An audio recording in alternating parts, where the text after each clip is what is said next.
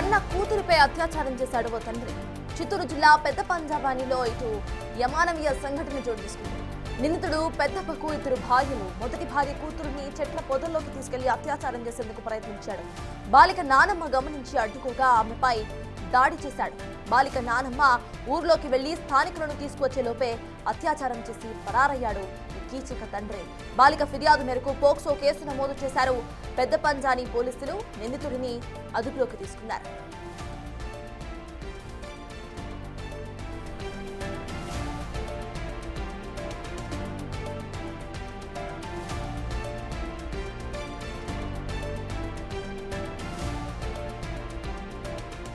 పంజాని మండలంలో నిన్నటి దినము ఒక మైనర్ బాలికపై తండ్రి అత్యాచారం చేశాడని చెప్పేసి బాధితురాల వల్ల నాన్నమ్మ ఫిర్యాదు చేసింది.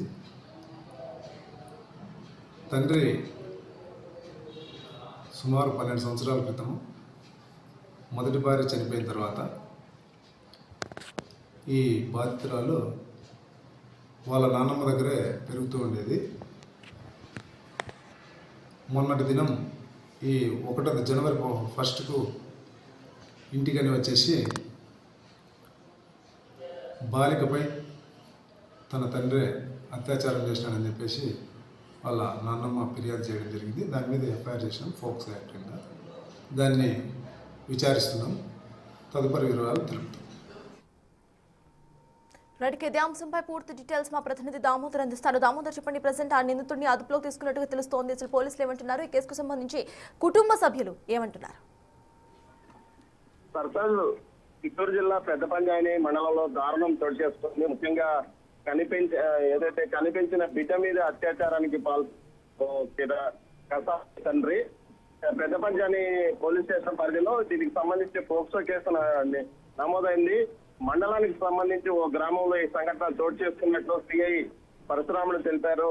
నిందితుడు పెద్దప్ప తన మొదటి భార్య మరణించి తర్వాత రెండో పెళ్లి చేసుకుని ఆమె వద్దే ఉంటున్నాడు. అప్పుడప్పుడు వచ్చి తన గ్రామంలో ఉన్న కూతురుతో కలిసి తల్లితో మాట్లాడి వెళ్ళేవాడు. ఈ నేపథ్యంలో నిన్న తన తల్లి బయటికి వెళ్లిన సమయంలో కూతురు మీద అత్యాచారానికి పాల్పడినట్లు సమాచారం.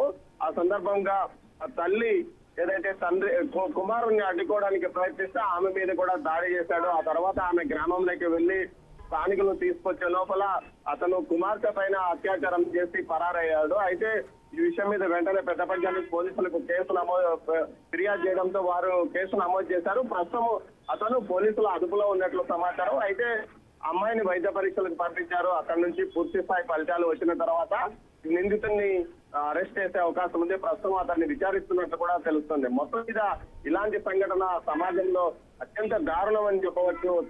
ఒక మృగంలాగా అతను విస్మరించాడు. సొంత కూతురు మీదనే ఈ విధంగా అత్యాచారానికి పాల్పడడం పట్ల స్థానికులతో పాటు అతని బంధువులు కూడా తీవ్రంగా ఆగ్రహం వ్యక్తం చేస్తున్నారు. ఇతని పైన కఠినంగా చర్యలు తీసుకోవాలి, తీవ్ర స్థాయిలో శిక్ష విధించాలి అంటూ కూడా డిమాండ్ చేస్తున్న పరిస్థితి. ఏదైతే పోలీసులు కూడా ఈ విషయం మీద పూర్తి స్థాయిలో ఆధారాలు సేకరించి స్పెషల్ కోర్టు ఏదైతే పోక్సో కోర్టులో వెంటనే ఛార్జ్ షీట్ కూడా నెల రోజుల లోపలే దాఖలు చేస్తాము. అదేవిధంగా అతనికి కఠినంగా శిక్ష పడే విధంగా కూడా తాము కేసు ప్రొసీడింగ్స్ ముందుకు తీసుకెళ్తామంటే జిల్లా ఎస్పీ కూడా ఈ సందర్భంగా తెలిపాడు. మొత్తం మీద ఈ విషయం మాత్రం ఆ గ్రామంతో పాటు అటు ఆ మండల వ్యాప్తంగా చక్రీయాంశంగా మారిందని చెప్పవచ్చు. సర్తాజ్ అయితే దామోదర్, ఇటు కూతురుపై ఇటువంటి చర్యలకు ఎప్పటి నుండి పాల్పడుతున్నాడు? కూతురు కానీ తన తల్లి కానీ ఏమైనా చెప్పారా? అంతకు ముందు నుండే ఇటువంటివి ఎప్పుడైనా చేస్తున్నాడా, లేకపోతే నిన్ననే మొదటిసారి ఇటు కూతురుని నమ్మించి తీసుకువెళ్ళి ఆ పని చేశాడా?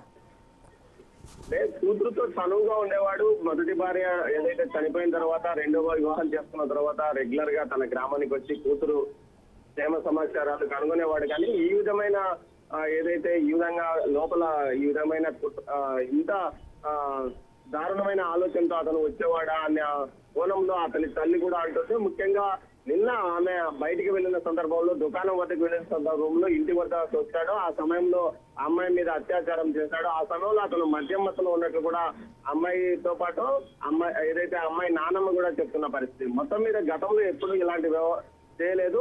ఈసారి మాత్రం అతను వచ్చి ఈ విధంగా అత్యాచారం చేసి వెళ్ళాడంటూ కూడా గ్రామస్తులు అంటున్నారు. మొత్తం మీద పెద్దబ్బ చేసిన వ్యాపారం పైన సీరియస్ గా గ్రామస్తులు ఆగ్రహం వ్యక్తం చేస్తున్నారు.